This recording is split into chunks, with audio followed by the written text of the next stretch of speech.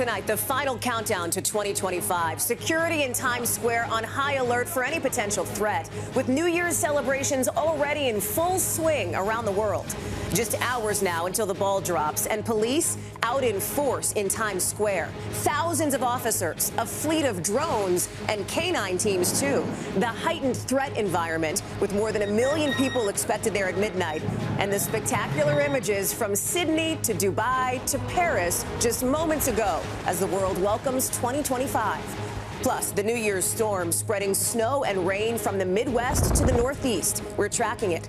The massive power failure triggering a blackout for most of Puerto Rico this New Year's Eve. How long before it's restored? American investigators now on the ground in South Korea after that horrific plane crash killing nearly 180 people. And growing questions tonight about the wall the plane slammed into near the runway.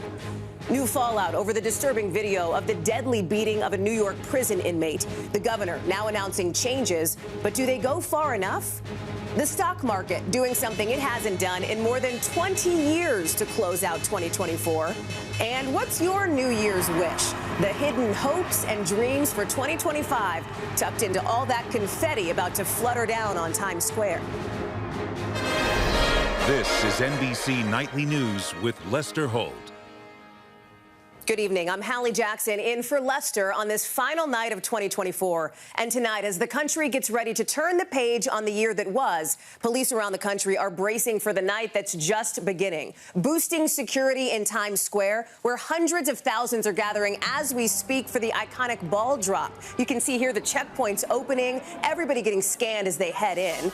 And this is Times Square. Take a look right now. Law enforcement agencies are concerned the celebration could be targeted tonight, although they say there is no specific threat and no major incidents in other cities and countries around the world already ringing in 2025. You can see the fireworks over the Sydney Bridge. And take a look. This was the celebration in the heart of Paris.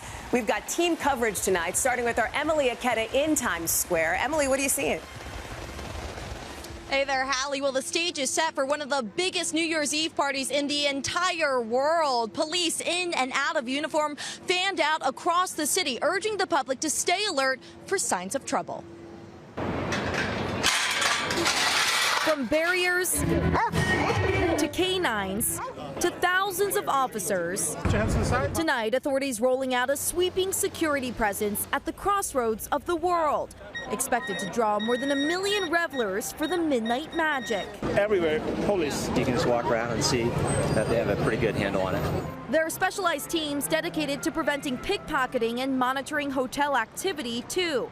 Today, New York City Mayor Eric Adams with this warning. Let the police do their job. Those who are coming to celebration, follow the rules. We're not going to allow anything to disrupt the celebrations. Authorities say there's no specific threat to tonight's festivities, but remain concerned about the potential targeting of the widely watched event amid geopolitical tensions. There are different defenses for different crimes. Check out these trucks used to block any driver from plowing into the crowds. NYPD's Rebecca Weiner says a fleet of drones plays a critical role in their counterterrorism efforts. You need the extra eyes in the sky, but you also need to detect when drones are being used for malign purposes. And while authorities here are still counting down, it's already 2025 for other parts of the world. New Zealand among the first to welcome in the new year.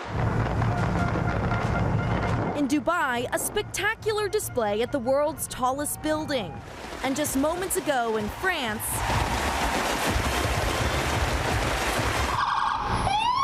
now it's New York's turn as police work to usher in the new year safely. And every single person behind me had to go through counterterrorism screenings. No large backpacks, chairs, alcohol, even umbrellas, despite the chance of rain later tonight. Hallie? Emily Aketa in the thick of it. Thank you. So maybe a messy night there in Times Square, but much of the rest of the country should stay fairly dry tonight. Michelle Grossman is tracking it all. Michelle, talk us through it. That's right, Hallie. We are looking at a storm system bringing some rain from the Great Lakes all the way to the mid-Atlantic, also the Northeast, even seeing some snow, some December thunderstorms. That heavy rain is going to move into the New York City area, but by the ball drop ringing in 2025 should taper to showers. Look at that temperature, though. Nice and mild. Temperature is right around 50 degrees. So you don't need all the layers, but you need the rain layers. The rest of the country, you said it. We're looking nice and dry. Chilly, though, in the northern plains. Temperatures only in the 10s and 20s. We're looking at really cold temperatures in the south central states as well. A new system moves into the Pacific Northwest. That's going to bring some higher elevation snow, some lower elevation rain. Then New Year's Day, we're looking at lake effect snow once again. Hallie? Michelle Grossman, thank you. And as 2024 comes to a close on Wall Street, we're seeing the stock market do something it hasn't done in a generation. Brian Chung joins us now to explain. Brian, good evening. Hallie, it was a down day, but stocks are roaring into 2025 off of a 1-2 punch of solid years, with the S&P 500 rising 24% last year, and now this year gaining another 23%, something we haven't seen in over 25 years. But the stock market is, of course, not the economy. High prices and high interest rates have continued to weigh on Americans. We'll see what 2025 brings, with inflation expected to ease, likely more interest rate cuts, and a new administration in the White House. Hallie? Brian Chung, thank you. To Puerto Rico now, and a huge power outage wiping out electricity for nearly the entire island. It could be days before everybody gets it back. Here's George Solis. Puerto Rico is on edge again tonight after being hit with a massive power outage on New Year's Eve. Sad that in this day, the last day of the year, that impact our tradition. The blackout began early this morning, affecting more than 1 million people, 90% of the island. He says, how are we going to celebrate the new year without power? Luma, the private company that distributes power in Puerto Rico, says a faulty underground cable at a power plant on the island's southern coast is to blame. Luma says it's working on restoring power, but officials say it could take days for it to be fully back. This is what we're using. Many residents criticizing the company. There's an issue here, and it's Luma. They say just the latest in a frustrating saga of outages over nearly a decade. After Hurricane Maria ravaged the island's already aging and crumbling power grid in 2017, the incoming governor says the energy grid is her top priority, adding, we can't keep relying on an energy system that fails our people.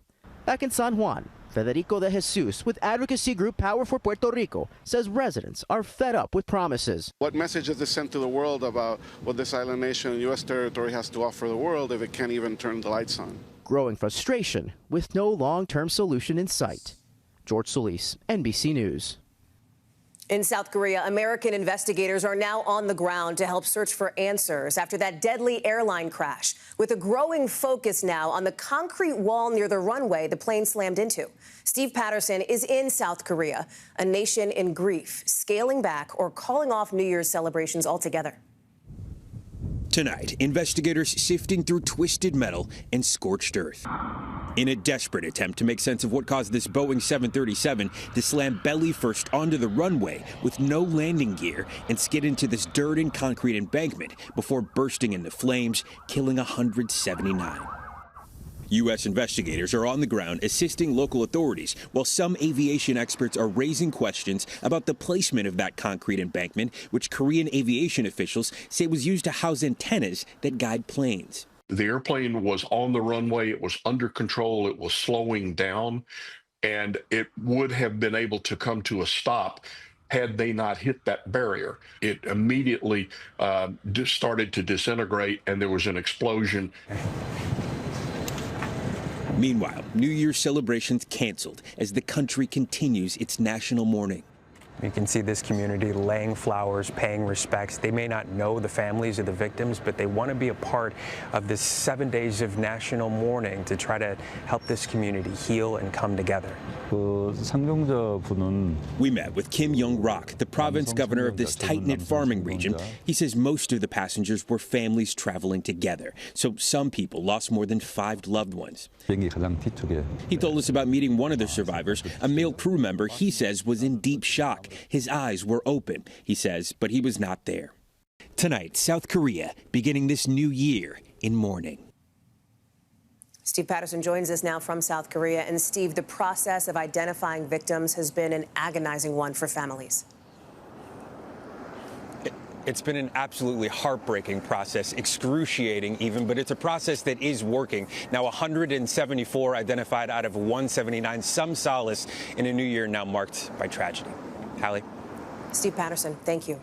Back here at home, the stage now set for a major test of Republican unity heading into 2025, with a possible showdown over who should serve as House Speaker and how far a new endorsement from President-elect Trump will go. Gabe Gutierrez is covering the transition tonight. Tonight, House Speaker Mike Johnson is hanging on after President-elect Trump's complete and total endorsement. I'm really humbled and honored to have President Trump's endorsement for Speaker again. He's hoping to avoid a repeat of the chaotic 22-day fight to replace ousted Speaker Kevin McCarthy last year. Now, after barely avoiding a government shutdown, Johnson's speakership is in jeopardy. His majority in the House will be razor thin. One Republican congressman has already said he won't back him for Speaker. That means Johnson can only afford to lose one other Republican vote. It's not clear whether Trump's endorsement will prevent more defections. Right now, I don't believe that he has the votes on Friday. The president-elect tonight preparing for New Year's Eve here in Florida, but he'll need a unified Republican Party to quickly deliver on an ambitious agenda. With big plans for tax cuts and an immigration crackdown, there are other rifts within the GOP. Over the weekend, Trump sided with billionaire Elon Musk supporting H-1B visas, which allow skilled foreign workers to come to the U.S. Other conservatives are blasting the program, arguing it amounts to cheaper labor. The H-1B visa program is a total and complete scam from its top to the bottom. But more urgently, a dragged-out Speaker showdown would paralyze the House and could potentially even delay the certification of the election on January 6th. Gabe Gutierrez, NBC News, Palm Beach, Florida. In 60 seconds, outrage after the deadly beating of a New York prison inmate. What the governor has now decided to do right after this. New fallout tonight from video showing the deadly beating of a New York prison inmate. The governor now rolling out new changes, with our Shaquille Brewster asking the family's attorney whether they go far enough. Growing outrage and a shakeup tonight at New York's Marcy Correctional Facility. New pictures showing Governor Kathy Hochul visiting the prison just days after the state released disturbing video of officers fatally beating 43-year-old Robert Brooks as he was handcuffed earlier this month. The video was blurred and redacted by investigators.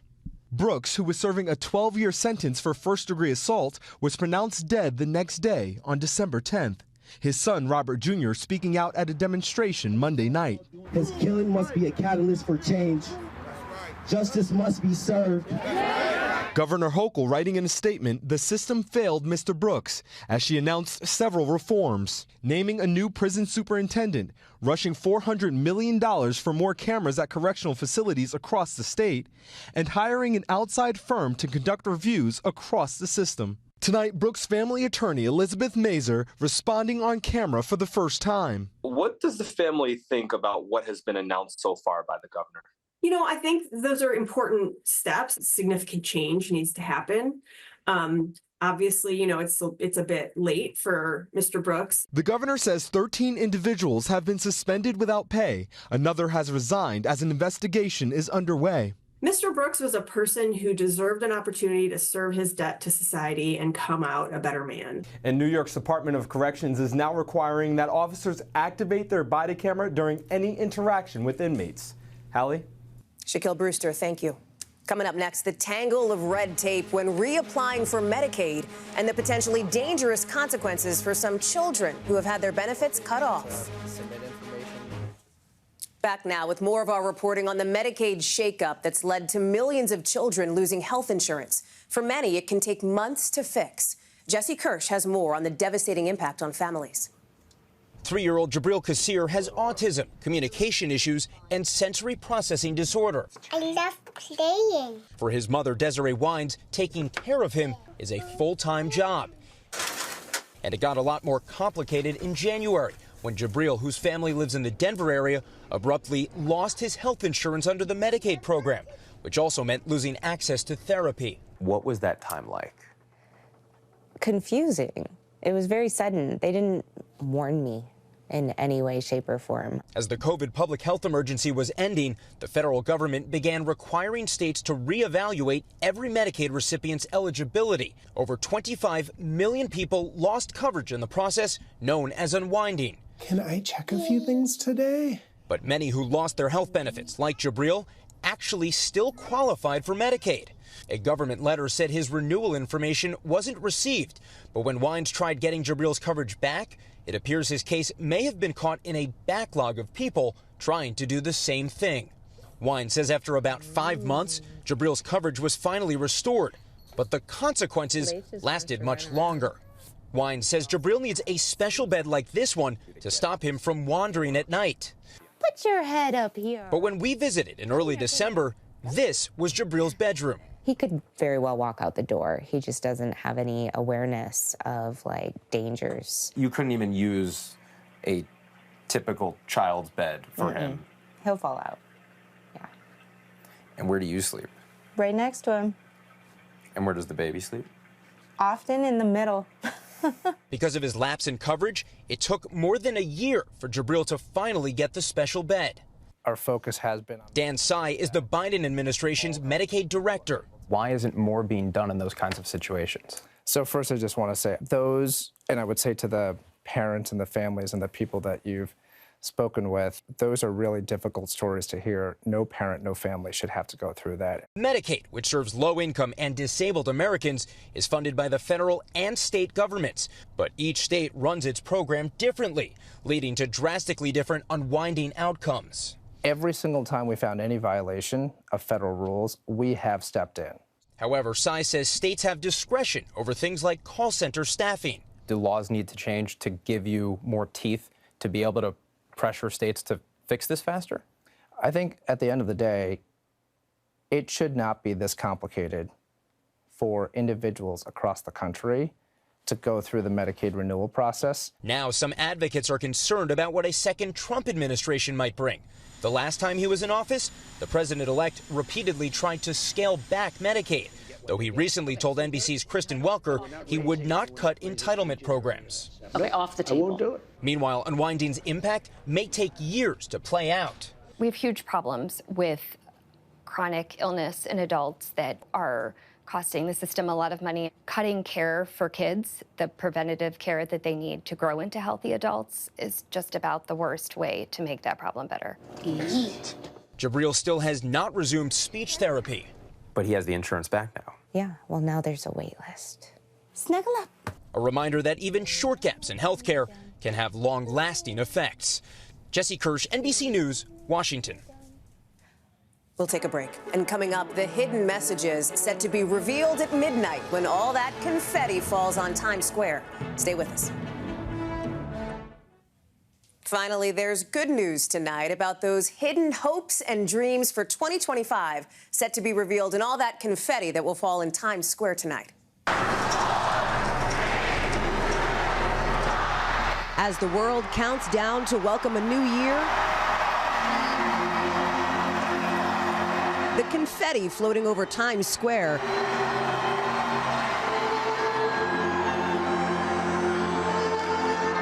will once again carry wishes written on each tiny piece. I wish to spend more time with those that I love. I wish for more blessings for all. I wish for love, joy, and a second cat. Come on in, make your wish. Visitors writing down their hopes all month long at New York City's Wishing Wall. In 2025, so many dreaming of new beginnings. I wish to get a job. I wish to retire comfortably. My wish for 2025 is to be successful in music and just to have a fun and great year. 3, 2, 1, Happy New Year! Yeah! Wishes, too, for love and light. I wish my friends and family all the happiness and success in the new year. Others looking for the confidence to find their calling. My wish is to get my dream job teaching history. I wish to get accepted into my dream college, FIT or UCF. My wish is to get my dream job in the NFL. There were hearts set on romance, too. I wish for a boyfriend. I wish for a love that's going to give me the rich life. Along with continued connections. We wish for another year together. We wish to create new memories together. To be friends forever! New adventures. I wish to go abroad to Italy. My wish is to have lots of fun and meet new people. I wish to be a real New Yorker. And bright lights. My wish is to someday be an actor on Broadway. I wish to be a successful actress. I wish to be able to sing and perform at least once next year. There were prayers for good health. My wish is for a healthy lifestyle and to prioritize myself. I wish for a happy and healthy 2025. I wish for good health for me and my family. And a longing for peace. My wish is to embrace joy and gratitude every day in the new year. My wish is to have more patience with things in my life. My wish is for my friends and family to have a happy and healthy 2025. Love you guys. And when the clock strikes 12, wishes for coming together as one.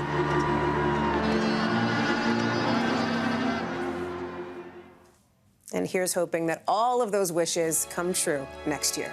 That's Nightly News for this Tuesday. I'm Hallie Jackson. For all of us here at NBC, thank you for watching. Have a happy and healthy new year. Thanks for watching. Stay updated about breaking news and top stories on the NBC News app or follow us on social media.